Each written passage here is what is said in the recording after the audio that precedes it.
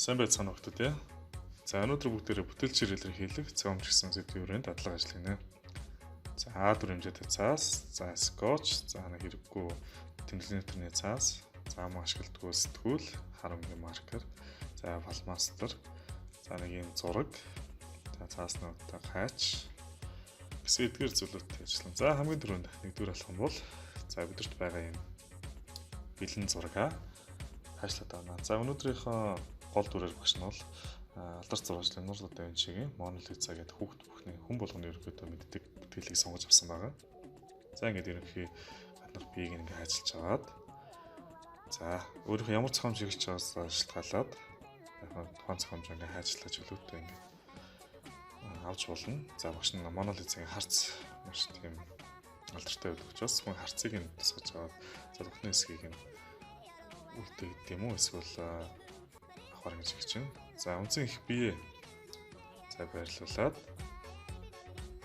за одоо харцыг нь хаана байрлуулах гэдэг шийднэ. Хайлтаа хийх ёстой. Дээшээ байрлуулах уу, доошоо байрлуулах уу гэдгийг их сайн бодчиж хийх хэрэгтэй. За тухайг нь би ерөөсөө бүтээгэр шийдлээ. За том өнгийн харгалээ. За жижиг өнгийн жижиг одоо дурс ашиглаад нэг зохиомж оруулаа.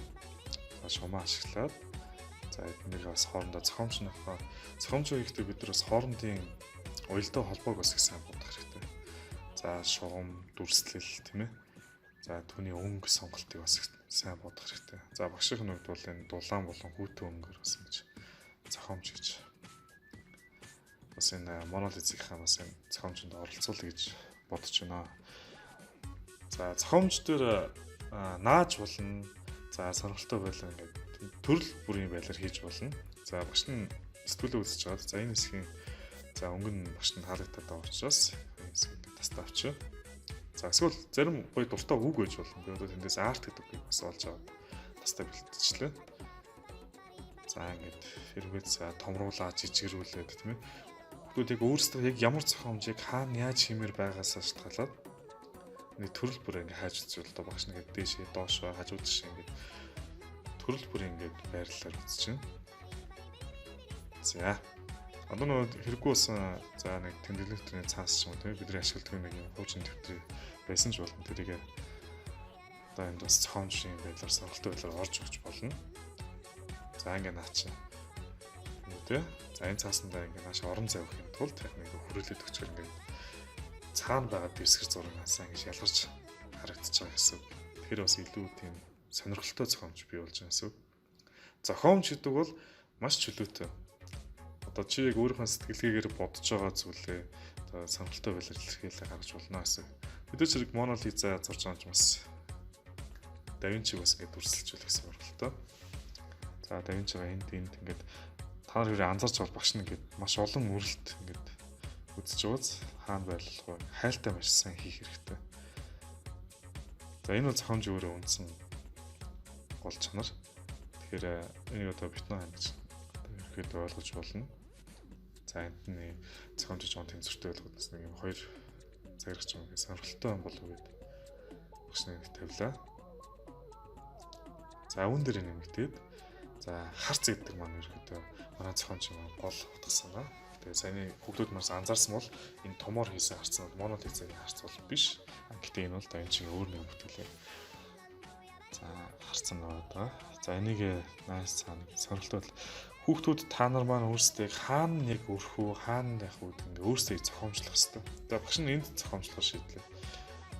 За тэгээ илүү дутуу жижиг одоо илүү гарсан цаас тийм ээ. Тэгээ хаягдлаараа бас ингэ сонирхолтой зохиомж хийж болно. Тэгээ би бол за энд дээдлийн болонд за энд бас нэг ингэдэг тийм. За хайлтаа сайн хийх хэрэгтэй. Та бүхэн сайн анзаарч байгаа хэрэг тийм ээ. Багш нь нэлээд хайж байна. За гээд наа дүрслээ. За бүр Leonardo da Vinci бүр наагаар бүр ингэ дүрслээд хийдэг юм лөө. За ингэ ерөөхдөө бэлэн болчихлоо. За хүүхдүүд маань энэ бас багш нарт ингэ сонирхолтой болов энэс санаа авах гэсэн үгнээс юм жишээ бас зургуудыг бэлдсэн. Зохиомж бол өөрөө хязгааргүй. Ялангуяа одоо 21-р зуунд бол энэ одоо сэтгэлгээний урлаг бол маш хүчтэй байна. Тэгээ хүнд өгж байгаа мэдрэмж тийм ээ хүнд өгж байгаа тэр одоо өөрийнхөө санааг илэрхийлж байгаа юм илэрхийлэмж нь өөрөө маш чухал. Өнөөдрийн хичээлийн гол зорилго ч юм ялгаагүй. Тухайн хүний магадгүй характерыг илэрхийлж болно. Тухайн хүний нийгэмдээслэх байр суурийг илэрхийлж болно тийм ээ. Зохион хийх зорилтод болоор эсвэл тухайн хүний одоо хүний өөрийг нэвддэг ч юм уу тийм ээ. Эсвэл одоо техник арга ажиллагаагаар тоглосон байж болно. За энэ бүсгүйгийн хувьд бол тойрог хэлбэрээр орсон гэж сонирхолтой тоглолт хийсэн байна тийм. Зохиомжийн тоглолт хийсэн байна. За одоо энэ дүрслэлүүдээр харахад за одоо физикч хүн байлаа гэж бодоход физиктэй холбоотой эсвэл янз бүрийн томьёо маш олон зүйлээр одоо тоглолт хийж болно. За дараагийн хичээлээр уулзлаа. Баяр та бүхэнд. Уран зураг бол харах ярианаа.